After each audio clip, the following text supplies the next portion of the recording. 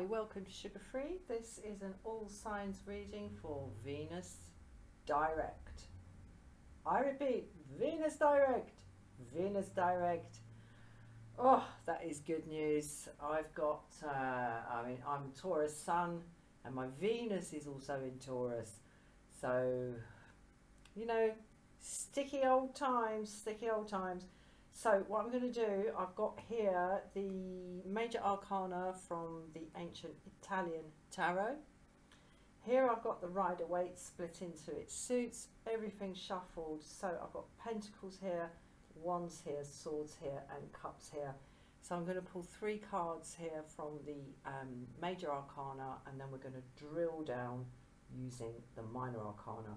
1 for each to clarify each of the 3 major arcana that I'm going to pull. So let's crack on. Hope you're well. Thank you for joining me. I've been running this channel for quite a while now, but I had a big old break, lots of stuff going on, but I'm back. So here we go. Let's pull these 3 major arcana. Okay, we've got strength, we've got temperance, and we've got the sun in reverse. Okay. Right, let's move that out of the way, get these better placed. Right. Well, okay guys, there's further to go. There's further to go. We are not yet at resolution of something. Not yet. And the reason I say that is because we have the sun in reverse here.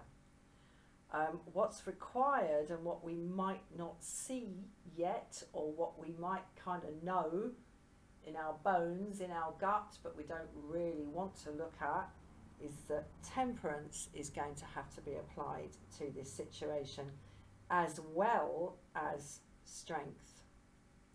As things stand at the moment, we're kind of thinking that if we just grit our teeth and keep going, that somehow this is going to be all right and we're going to get to this sun card. But more is required of us. I mean, strength and temperance are not a million miles away from each other. They're both cards of self-control.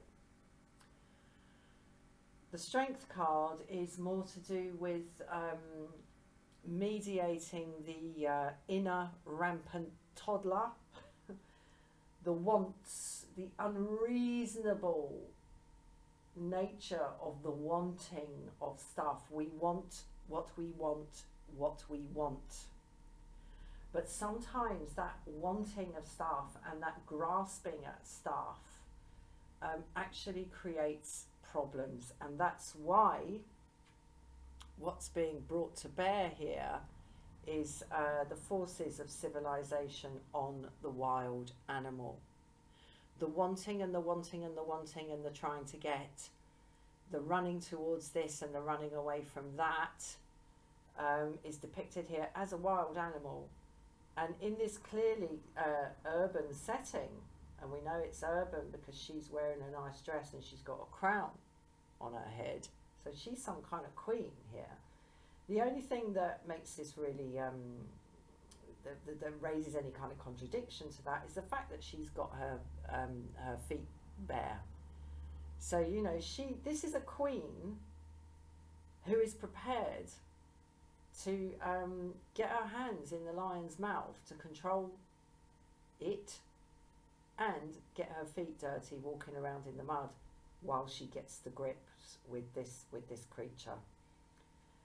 It's pretty hardcore, and I mean, sooner or later we all have to do this. You know, if we're going to mature and actually achieve anything, we need to be mindful, be aware of what is bubbling up from the sacral chakra and informing the mind in terms of, I'm going to do this, I want to do that, I'm just going to tell them this, I'm going to look them over. That stuff is not always useful. In fact, it is rarely useful. And I mean, this is strength, it's card number 11, it's quite early in the major arcana cycle. you know, you've got to get to grips with stuff. You've got to get to grips with yourself before you can actually do anything useful in the world. Useful to yourself, useful to others, you know, take it beyond the self and you're onto a winner. So not only are we going to have to get to grips with ourselves, we're also going to have to really apply this on a kind of philosophical and spiritual level. And this is another dimension to this controlling force here. There is a huge amount of self-control here in the actions of the Angel of Temperance. I mean, there's barely any action at all. She's standing stock still, also barefoot, I just note. Absolutely stock still. The only movement here is the up, down of those two vessels, pouring that life fluid, that spirit fluid from one vessel to another without spilling a drop. So there's a flow here, but unlike, say, where is it? Unlike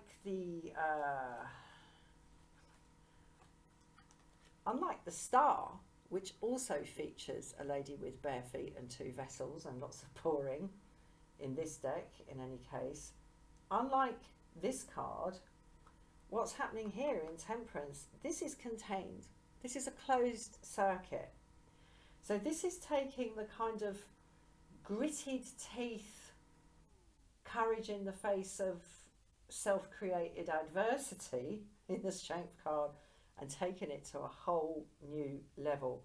And the reason we have to do this is because we are not at the end of this cycle yet. You know, it's great that Venus has gone direct, I guess. You know, it's very encouraging and all of that, but there's plenty of other stuff going down out there in the celestial realm. And whatever kind of conclusion, win, sealing the deal, signing on the dotted line, happily ever after sort of energy we're getting here, it's not with us yet. It's not with us yet. But when I see the sun in reverse, I very often see the promise of it, the potential for it. But the flow that one would think, with Venus having gone direct after having been retrograde for quite some time, you would think, okay, things can flow forward now. Not so fast. Got to keep this in-house. And I would say, keep it to yourself, whatever this is, because here we are struggling with our own inner nature, with the id, as I can't remember whether it was Freud or Jung called it the id. I can't remember, I think it was Freud, wasn't it? It's that deep level, as I say, sacral chakra bubbling up through the guts of the being into the mind and sometimes turning into words. We really need to watch that. And with the blocks being off on the progress of Venus, there might be a temptation to kind of let it all hang out and like say to oneself, say, oh, you know, fuck it, I'm just going to tell him. I'm just going to tell him how I feel. You know, what harm can it do? Well, you know, it might not do harm necessarily, but it might change things in a way that can't be undone, and that if you had employed a little bit more temperance, might have gone another way. So really here, the turning of this sun card from its reverse position into an upright position, which is happy days, happy ending, walking off into the sunset together, literally in this card, it's going to require a whole other level of self-control.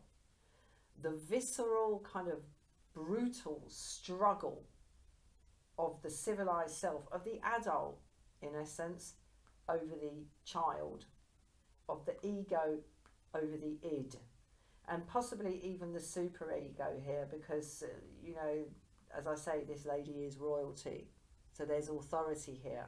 This is the bringing to bear of the authority of the ego and the superego over the id. That in this case is not enough. We need to really, really start thinking about the bigger picture of how energy flows and work out what's going on inside us in terms of what we give and what we retain, what moves and what doesn't move. I mean, in many ways, the Temperance card reminds me of the Two of Swords here. It's like one can go this way or one can go that way. So what's happening here is a moment of quiet reflection whilst we play with the flow of energy. Right, let's start clarifying. Okay, well, here's another queen. Queen of Pentacles. So pentacles are kind of like earthly material stuff. So I think we're actually in a strong position here, and this also backs up my sense that this card, this Sun in reverse, is very, very close to being in the upright. Happiest card in the tarot. We're very, very close. And what's required of us is another level, taking self-control to another level. But what the Queen of Pentacles is telling me here is that we have all the tools we need, okay? All the materials at our disposal are with us. Everything required is with us. So it's a question of expanding into this Temperance energy here, of really seeing what happens, really becoming aware of what happens when we take action. Because every little action we take of body, speech and mind sends ripples out onto the energy field of which we are all a part, and affects other entities around us, and eventually comes back to us and reforms us again and again and again. And speaking as a Buddhist, the whole matter of reincarnation, when I became a Buddhist just over 3 years ago, I wasn't that big on reincarnation, but the further I've gone into the teachings and the further I've gone into the practices, the more sense it makes. It's not about coming back in some kind into a new life after you die as in some sort of reward punishment scheme. All right, it's not about that. You will come back into whatever form is appropriate to express what you have already done. That's how it works. But as I say, everything we need is with us on the earthly plane in any case.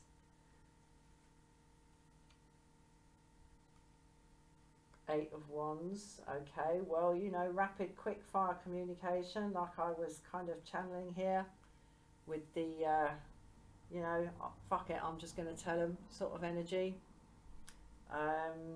We'll read on. I don't know whether this is simply an indication of what is coming or some sort of warning.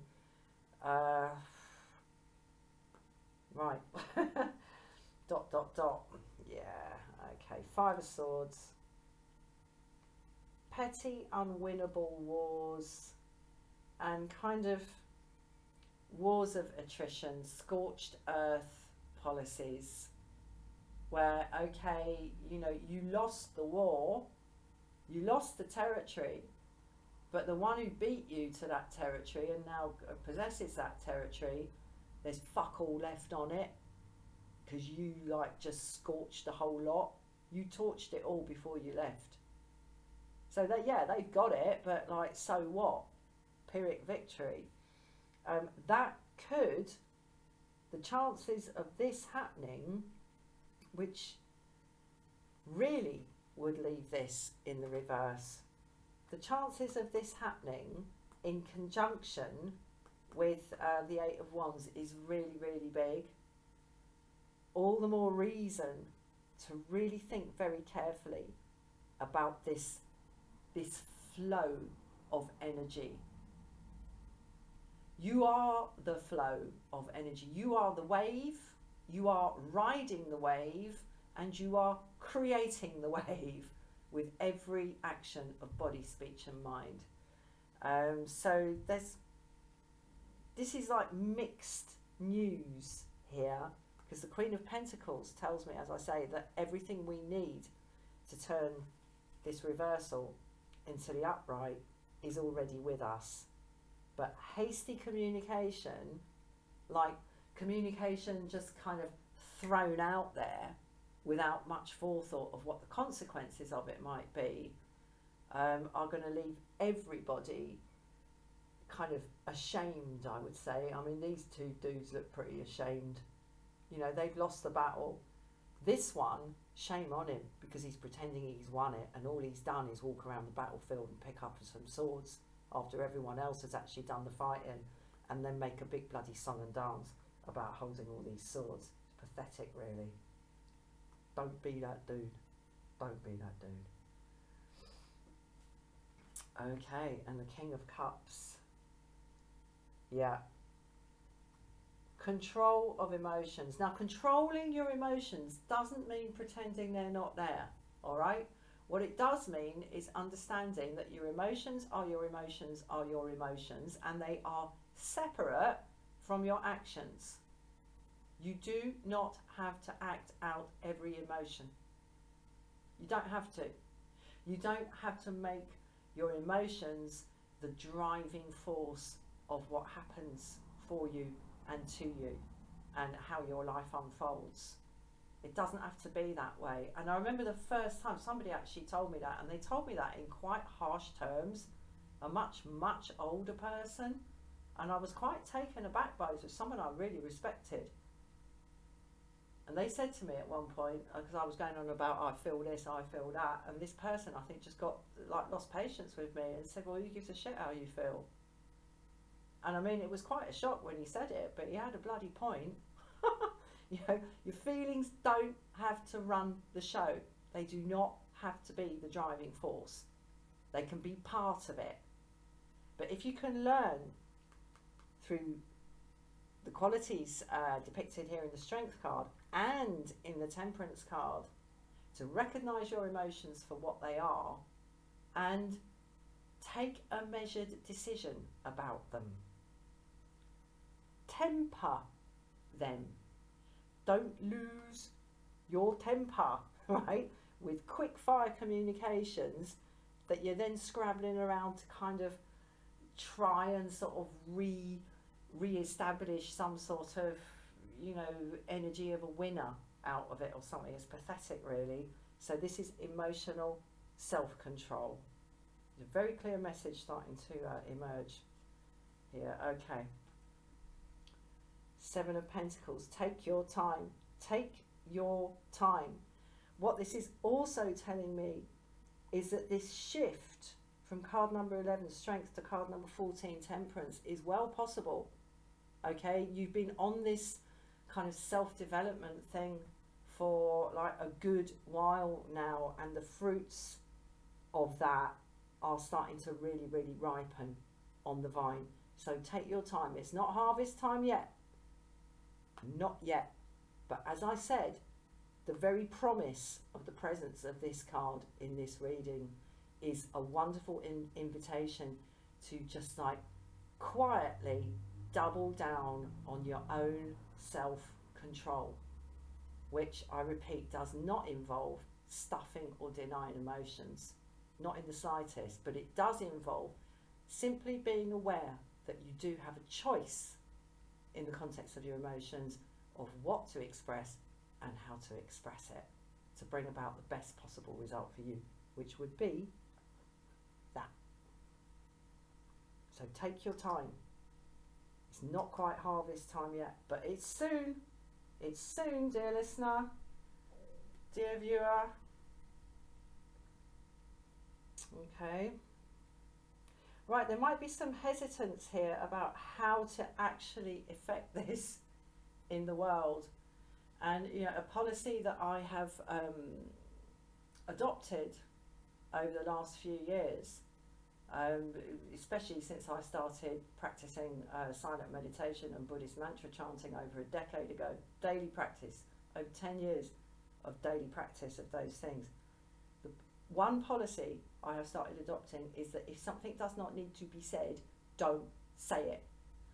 Don't indulge yourself in maybe even extremely articulate expressions of emotional energy, because that's going to leave you exposed like this wand, and exposed like this rather fancily clad young chap here out in the middle of the flipping desert. He ain't going to get far in those boots, mate. So don't leave yourself exposed by kind of knee-jerk, immature expressions of what's going on inside you. If someone don't need to know, don't tell them. And don't kid yourself that the very, very strong feeling that you have about something, and something you would really like to communicate with someone, don't kid yourself that that is the same thing as they need to know this. That's a rookie error in terms of emotional communication. Make sure that what you say is absolutely on the button, absolutely correct, and doesn't leave you exposed, basically. So really take your time and think before you speak.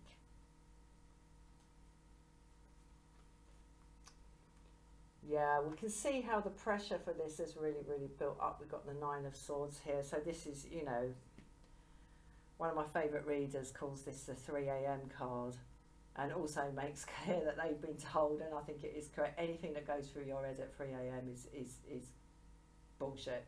Don't listen to it. But by God, the voices in our heads at 3 a.m. are very, very strong. And it all makes perfect sense then. Don't be acting on that. Don't be acting on it. But I can see how the pressure has built up. Whatever it is that is in play here in the Sun in reverse is clearly very important. Very, very important. All the more reason to double down on the self-control and the temperance. All the more reason for that. Okay, Knight of Cups. Right, what this is telling me is that what you do express should be kind, okay? Because no matter how much of a twunk, or worse, you think the other person is in whatever situation, calling them that is never, ever, ever going to get anybody anywhere. So really, really try, if you are going to express stuff, to make sure you absolutely proper job mean it, that it absolutely proper job needs to be said, and that you are communicating it in an absolutely proper job respectful way. Today, this card for me is about respecting other people's emotions, because no matter how right you think you are, they think they're right as well, and that you're in the wrong.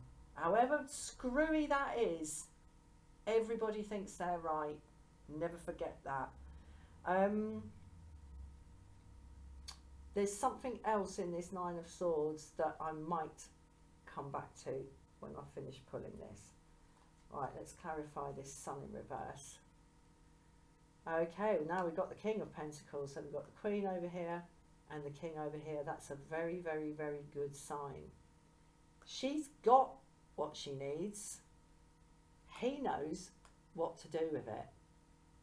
I do wonder, however, whether he might be a little bit weighed down, and that is bringing me back here to the Nine of Swords. let's carry on. Six of Wands. Oh dear. Three of Swords. And the Ace of Cups. All right, listen, there is an energy of prevailing here, but it's not a fast turnaround, quick conclusion, like wash your hands of it and walk away, job done. This is not a job done reading, okay? This Venus direct is not job done for, oh, Venus was in retrograde and I didn't feel very happy, now she's gone direct, so I'm going to feel happy again. It's much more complex than that, obviously. Yeah, no, I'm done with this. But this King of Pentacles and this Six of Wands,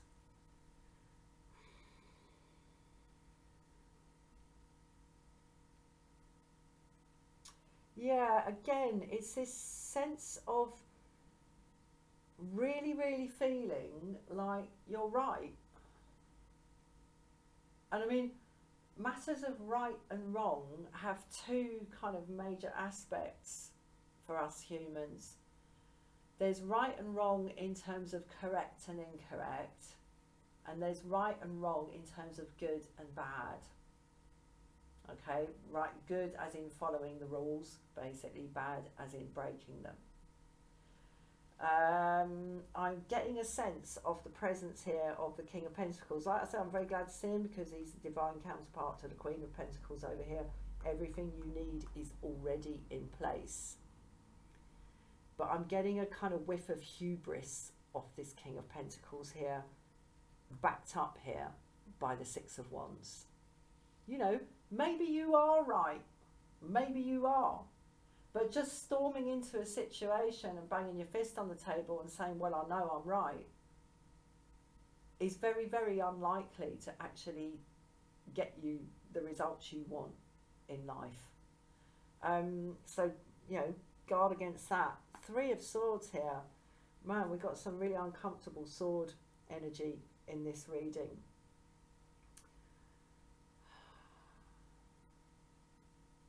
Okay, the Three of Swords and the Ace of Cups. The overall message I'm getting from this is when you are like handling your own emotions, when you are experiencing your own emotions, and it might be emotions about what this, that or the other person has said or done, but that doesn't mean that they are the problem. We need to insert another layer into this matter, and that's what we saw here in the Temperance card. Your emotions, my emotions, their emotions are all predicated, at least in part and possibly even completely, by how we mediate this emotional pain. All right, emotional pain, and that's there present in the Nine of Swords there. How we handle and digest and grow, Seven of Pentacles, from experiences that cause us emotional pain is key to how we live, what sort of lives we have. And if when someone angers you, you are able to just, like, you feel the anger and then you say to yourself, right, this is anger, this is not good, okay? It is not good that this thing is around. So I'm going to acknowledge that, and I'm going to accept that my anger is predicated on my grief. This is not how I want it. I want it like this. But for the time being, it's like this. Sun in reverse. And the best thing I can do is accept the facts of this for what they are. Now, Three of Swords is about painful stuff thought and said. You know, the swords are about thoughts and words. speech and mind. Okay, so if you are able to really wholly own and learn how to transmute your own emotional experience and take responsibility for your own emotional experience, rather than going around like some quick fire Eight of Wands energy, this Pyrrhic victory of the Five of Swords here, leaving yourself exposed in the Page of Wands here, and you know that's going to lead to, and perhaps is predicated on, a shitload of 3 a.m. like torture. This is self-torture, the Nine of Swords. Okay, if you're able to accept and own these things for yourself, rather than pointing the finger and taking action on somebody else, at and on somebody else, you really, really, really do unlock this, the Ace of Cups. That then becomes accessible to you, because owning and taking responsibility for your own emotional weather, the internal weather systems of your emotional existence, owning and taking responsibility for that in yourself, and choosing carefully in the matter of how you are going to enact what's going on inside you emotionally, and basically getting a grip here in the Strength card really, really, really does open up the way for this beautiful flow. And there it is again in the Temperance card, the beautiful flow that we see here depicted in the Ace of Cups. Love opens up for you when love opens up for you. Self-love, love of the other, love of the world, and love of all the sentient beings in the world. Love opens up, the space opens up for it when you and your emotional kind of firework display are not taking up all the space. Right, I'm going to pull one now from the Wild Unknown Archetypes by Kim Krantz. Now, I didn't open this because I wasn't planning to do this, but I'm going to get an overall. I'm going to get an overall-er. There we go. Oh, there's boxes within boxes within boxes. Bit like the human psyche. Right. So I'm going to split these into 3 piles. I'm just going to pull one. I'm going to put it completely at random from the middle. I've shut my eyes. You can't see, but I've shut my eyes, and I'm just going to pull this one. Oh, okay. The box. Right, this is from the tools list in this deck. Right, listen, this is containment, self-containment, okay? There's going to be a wish in whatever this is to kind of break out of what feels like a constricting situation. And when one is in a constricting, a situation of sort of confinement, which we see here in a box, like a prison cell, say, one has rarely decided to go there oneself. Okay, one has been put there by somebody else. The overall message I'm getting from this, and this is channeling through really, really, really strongly. If you blame somebody else for how you feel, they are effectively your jailer. They keep your spirit, your mind, and your body, and your heart locked up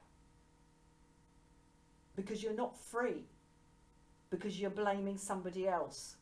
Your locus of attention for your own experience is external to you. They're your jailer, and they don't even fucking care. They don't even know, okay, that you've basically handed ownership for your internal state to them. They don't even know that, and they don't even care. This might be something that somebody did to you 5 years ago. They've forgotten you, man, and you're still brooding over it. The way out of this cell, that's one way of interpreting this card, is this story of emotional self-ownership, self-possession. Another aspect of the box is that things do need to be contained. I mean, if my hand wasn't contained, there'd just be like a load of like messy stuff everywhere. Things need a form, things need a structure. So that's the other side of this box card here. But the main message I'm getting off this is that if you blame other people for how you feel, or an other person or group, or even experience for how you feel on the day-to-day, you are locked in a little cell, and the key is in someone else's pocket. And like I say, they don't even know it. Okay, your emotions are your emotions, and they're your business to get to grips with and learn how to mediate. And that is the key to liberation from this cell. And then we get the flow of the Ace of Cups here. That's when true love of self and other, speaking as a Buddhist, there is no division between those two entities. True love becomes possible when it has space to flow. Right, I'm going to leave that there. Thank you so much for watching. The YouTube algorithm thrives on engagement, so any little bone you can chuck me in that respect, little comment, little like, little dislike, if you wish, fill your boots, please do that. It will help the channel grow. Right, thank you so much for watching. Have a wonderful day. Take care. Bye bye.